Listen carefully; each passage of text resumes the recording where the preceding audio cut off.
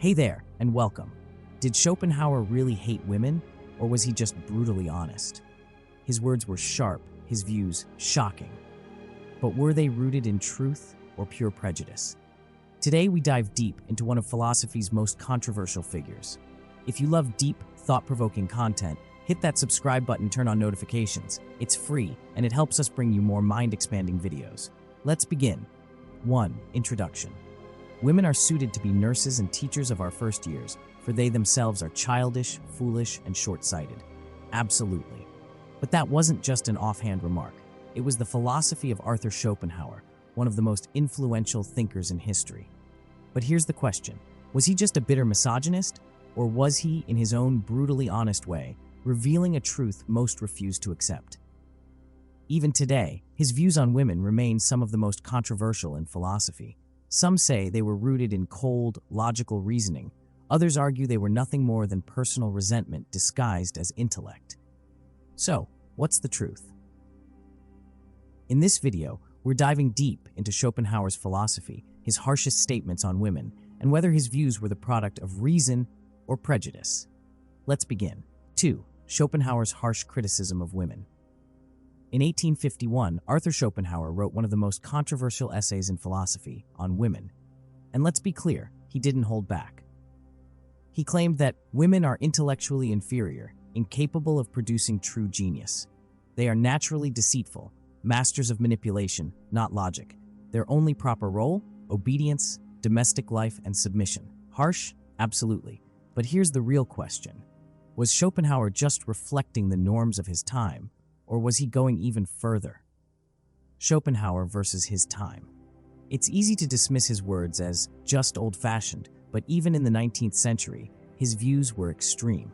Many thinkers before him, like Kant and Rousseau, held traditional beliefs about gender roles. But Schopenhauer took it to another level. He didn't just see women as different from men, he saw them as fundamentally lesser. But why? Was this pure philosophy, or was something personal influencing him? Schopenhauer's troubled past. To understand his mindset, we have to look at his personal life. And here's where things get interesting. First, his mother. Schopenhauer's father died when he was young, and he had a terrible relationship with his mother, Johanna. She was an independent woman, a successful writer, everything Schopenhauer despised. Their relationship was toxic.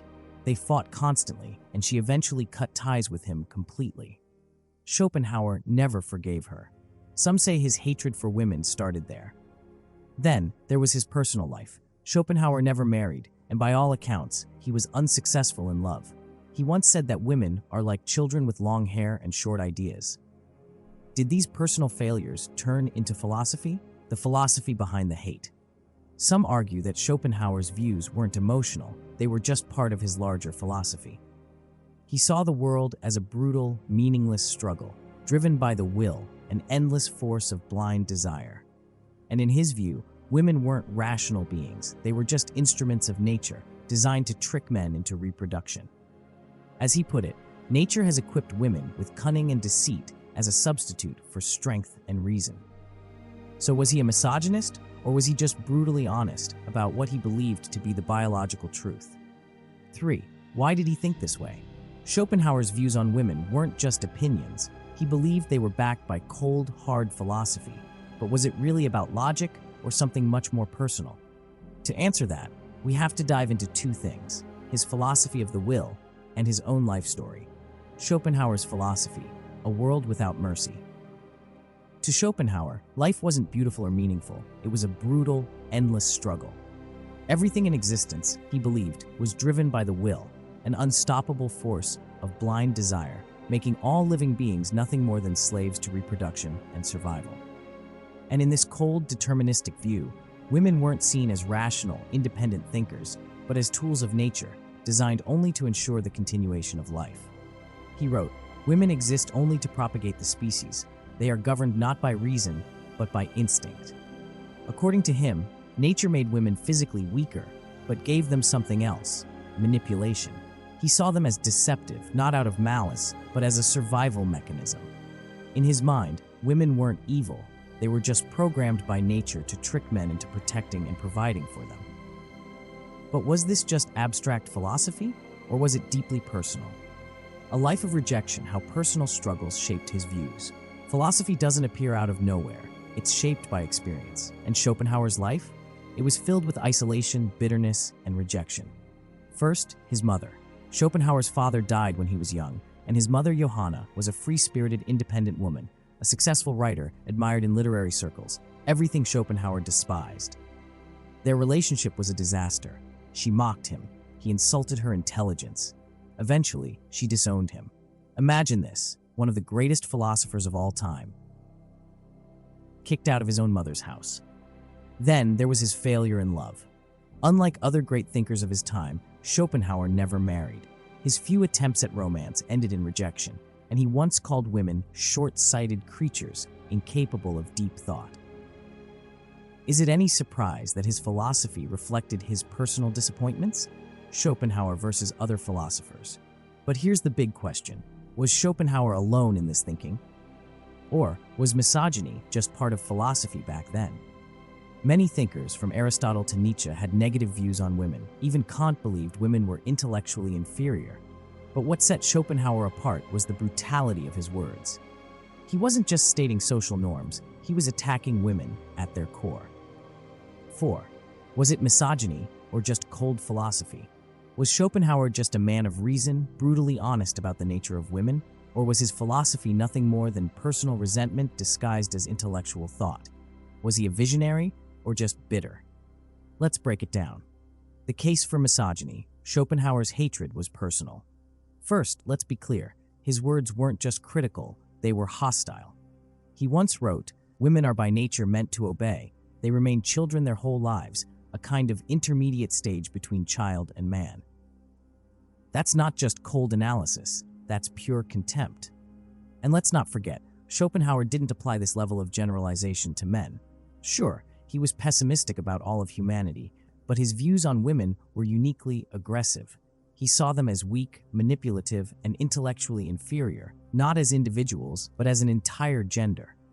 And what happens when someone makes sweeping hostile generalizations? It's no longer just philosophy, it's bias, prejudice, misogyny. The case for cold philosophy: he criticized everyone, not just women. But here's the counterargument. Schopenhauer's entire philosophy was dark and brutal, not just about women, but about everything. He believed life itself was meaningless, driven by blind, irrational desires. He called existence a mistake. He saw human nature as selfish, driven by survival instincts rather than rational thought. So, is it really surprising that he had a negative view of women, or was he simply applying his philosophy of pessimism consistently? In fact, some argue that Schopenhauer respected certain aspects of women's nature, especially their practicality. He saw them as more grounded than men, less prone to grand illusions, more in touch with reality. It's possible that his harsh words weren't fueled by hatred, but by his belief in a world where cold, biological forces determine everything. So, was Schopenhauer a misogynist or just coldly logical? Here's the truth. Maybe it was both. His philosophy provided a logical framework for his arguments, but his personal bitterness, that shaped the intensity of his words. 5. Why does it matter today? Schopenhauer lived in the 19th century, so why are we still talking about him today? Because his ideas, no matter how controversial, haven't disappeared. In fact, they still influence modern debates about gender, philosophy, and power. So, was Schopenhauer just a product of his time? Or was he deeply prejudiced in a way that still shapes discussions today? Schopenhauer in the modern world, do his ideas still hold up? On one hand, some argue that Schopenhauer's views were just a reflection of the time he lived in. Back then, many intellectuals saw women as inferior. He wasn't alone in this belief. But here's the problem. Even today, some people still use Schopenhauer's words to justify treating women as intellectually or morally weaker.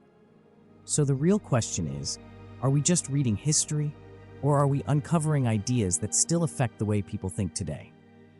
Can we separate the philosopher from his prejudices? This is the classic debate. Can we admire a thinker's brilliance while rejecting their flaws? Schopenhauer gave us deep insights into suffering, willpower, and the nature of human existence. His philosophy influenced great minds like Nietzsche, Freud, and even Einstein. But should we ignore his views on women just because the rest of his philosophy was profound? Or should we see his ideas as a reminder that even the greatest minds can be limited by their biases? Final thought, the question for you. At the end of the day, Schopenhauer forces us to ask a bigger question. How do we judge historical thinkers?